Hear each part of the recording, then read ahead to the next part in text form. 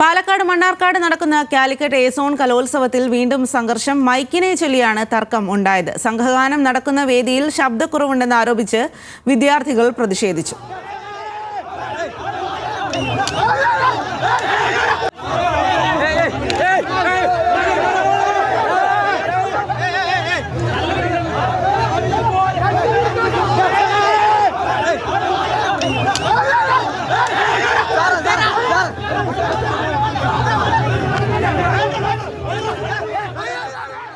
വിവരങ്ങളുമായി പ്രസാദ് ഉടുമ്പശ്ശേരിയാണ് ചേരുന്നത്. പ്രസാദ്, ഏത് രീതിയിലാണ് ഈ ഒരു സംഘർഷം ഉണ്ടായത്?